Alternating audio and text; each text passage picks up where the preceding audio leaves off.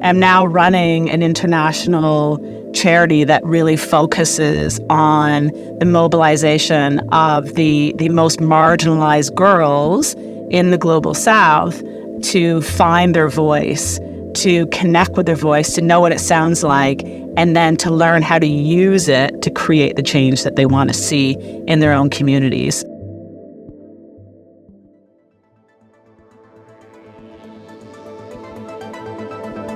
Orbiting 250 miles above, the space station provides us with the ultimate view of planet Earth. From this perspective, we ask our guests to engage with 6 questions that orbit around wonder and stories of hopefulness. For the next few minutes, this is our Wonderspace. Welcome to the 119th episode of the Wonderspace Podcast. My name is Steve Cole, and over the past 3 years, I have asked the same 6 questions to amazing people from around the world. Questions that orbit around wonder and stories of hopefulness. This week on Wonderspace, we orbit with Julia Lynch, who is the founder and CEO of Global Girl Project. Global Girl Project works in 13 countries, mobilising the most marginalised girls throughout the global South to become agents of social change through community development and social action. Julia was nominated by Brita Fernandez Shmidt, who is a transformational coach and an ambassador for Women International. Her Wonderspace episode is number 67. With this expansive overview of Earth, I start by asking Julia, if we could do a fly past over any part of the world that is significant to you, which place, city or country would it be and why?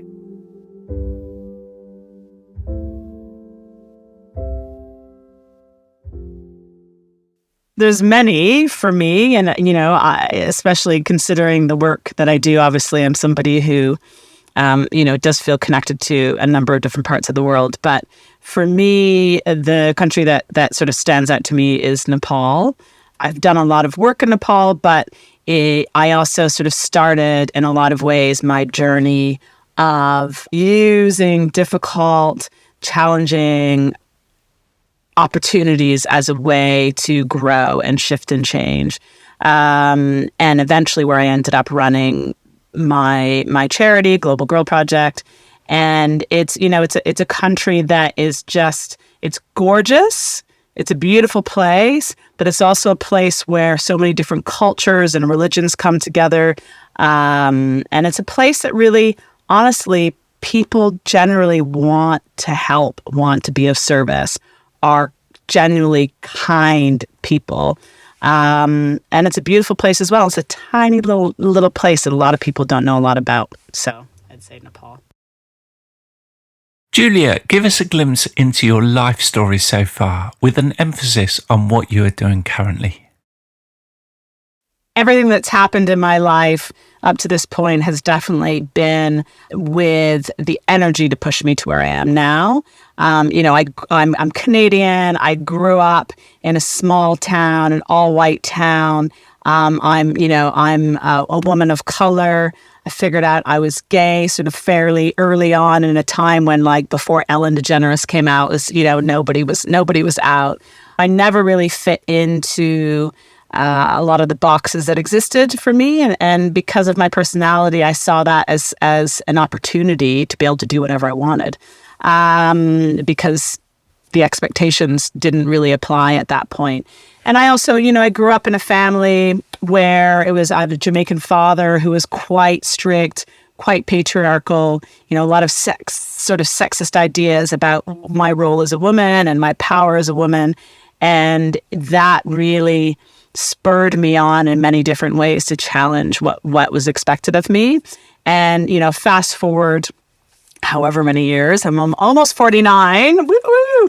I am now running an international charity that really focuses on the mobilization of the most marginalized girls in the global South to find their voice, to connect with their voice, to know what it sounds like, and then to learn how to use it to create the change that they want to see in their own communities. So, growing up as somebody who didn't feel I had a voice, growing up in spaces that really squashed my voice and my power, I now spend my days finding ways to help girls find their power and then use it to make change. Because for me, that's the big piece is power is not power if you're just using it for yourself. Power is really the ability to step outside of yourself and your own needs and your own perspective and your own experience and be able to use that to make change within your communities, and that we all have a responsibility to do that. So now I run Global Girl Project. We work in 13 locations throughout the Global South. We work, in some of the most marginalized communities in the world.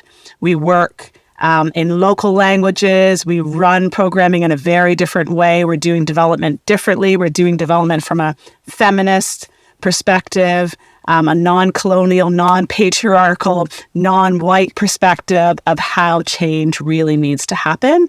And we know that is through the power of girls and women. So we work, as I said, we work in partnership, right? So we don't run the programming ourselves. As I said, I'm Canadian. My perspective on life in Haiti or Uganda is irrelevant, really. And so we work in partnership, and we work with our partners to run initially a 3-month program called the Global Girl Leadership Initiative. That is an entry point. That's the planting of a seed into an ecosystem of social change.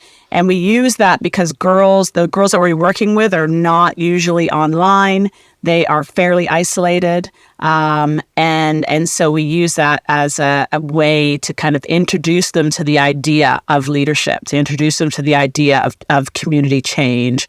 And create sort of a sisterhood. And so they go through this 3-month program.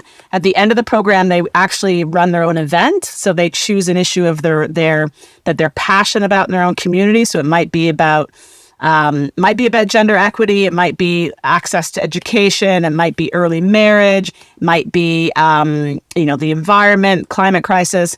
And they actually run a large scale event, inviting their community members to come and attend. Usually there's between 100 and 150 people who attend these events. And it's amazing because it's really the first time that our girls have ever led anything. So those are our offerings right now. And I mean, there's many, many stories that I would love to share, but you'll have to stay tuned. Where on earth is your place of reset or recharge?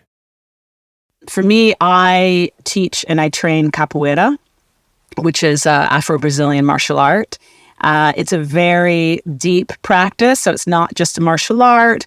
It's a very spiritual practice. Obviously it's physical, but it's also music. So you learn how to play instruments, you learn how to sing songs. It's community. It's rooted in a deep history of. It was started by slaves who were brought to Brazil from different parts of Africa.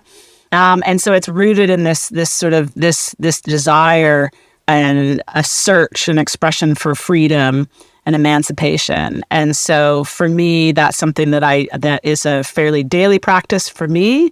And so that helps me to reset, because you're kind of connecting back to all of those pieces as well. And you can do it wherever you are. So when I've been in Nepal, I'm on the rooftop of the place I'm staying. I can do it there. I can do it when I'm in South Africa. I can do it wherever I am. I can do it on my boat. And so for me, that's really where I go in many different ways to reset. What wonder of the natural world excites you the most? I love mountains. I'm definitely a mountains woman, and I grew up in like a really flat town in southern Ontario, Canada, so it wasn't what I was surrounded by at all. But for me, I mentioned Nepal earlier, and that was really the first place that I had the experience of being in mountains in the Himalayas. And I went on this trek. This was when I first went to Nepal, and I went on an 11-day trek, and I got really, really sick. And I thought I had malaria. I was sure I was going to die. It was terrifying. Nobody spoke English. It was cold. This was before people had cell phones, mobile phones. So, and it was an experience that kind of really pushed me far outside my comfort zone. And I ended up making a choice to continue on the trek another 5 days and get to the top of the mountain. I was up in the sort of the Tibetan plateau. And once I got there, I was like, I can do anything. And that was really what was really the beginning of Global Girl Project in many ways. And so I love it. I want to get to the top.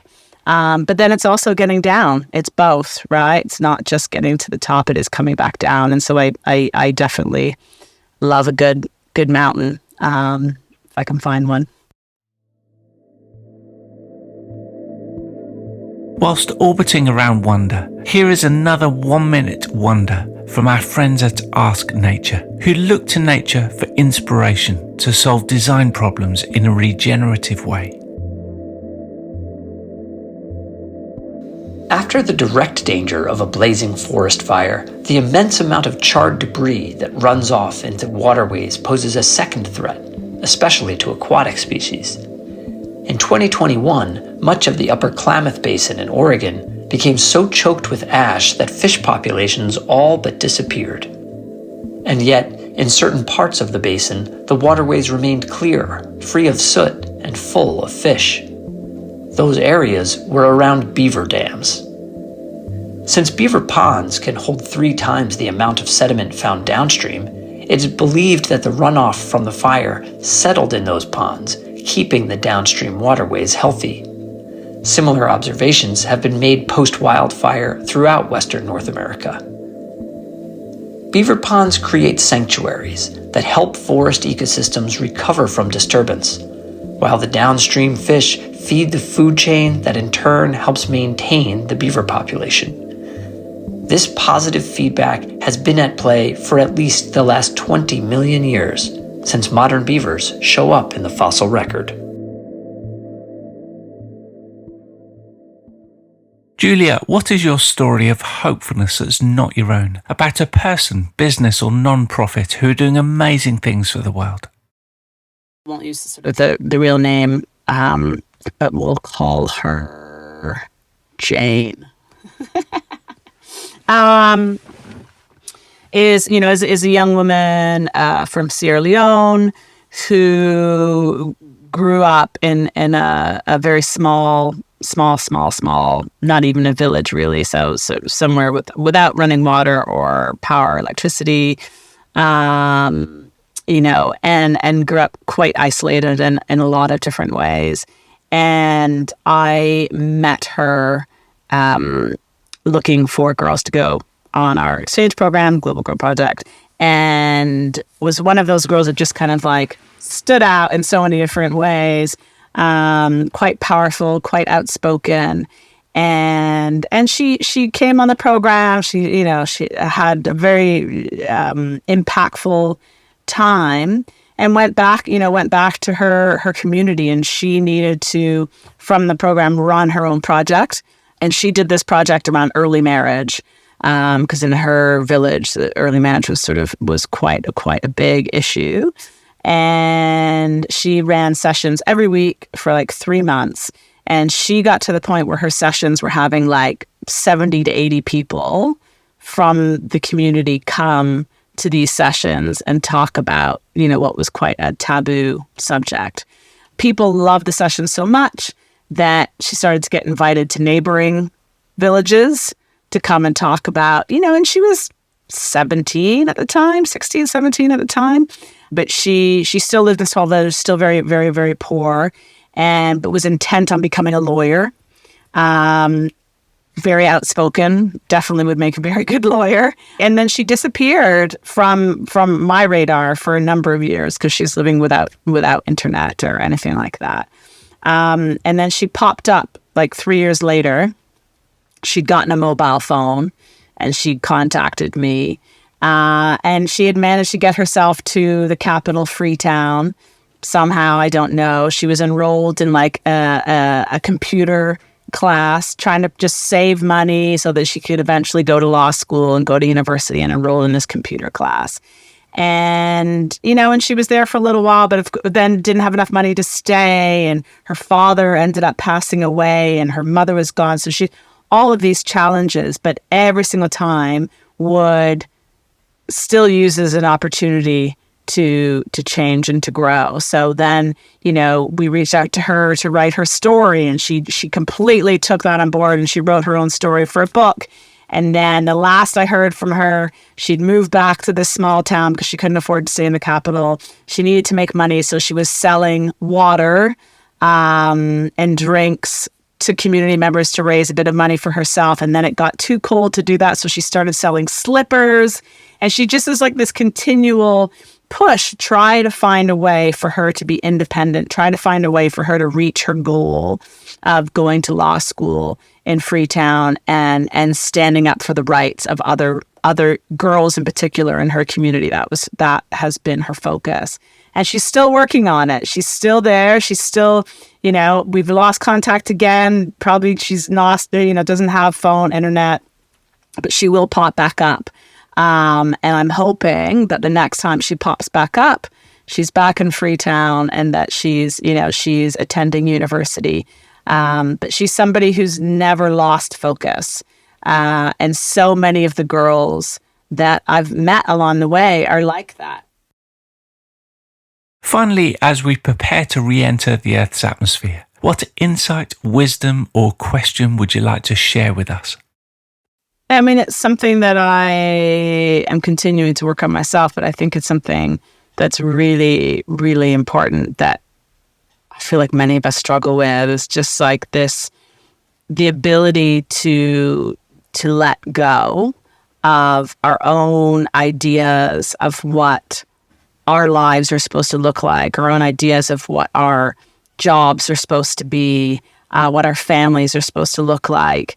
Our organizations, if you're a founder, all of those things, sort of the need for us to let go of control, and to sort of just surrender to the idea that maybe there's powers out there much greater than us, and that if we listen to our own intuition, which I think is that power, that knowing, that we can be led down a path that is far, far, far different, much more impactful, and much more interesting than anything that we can ever come up with on our own.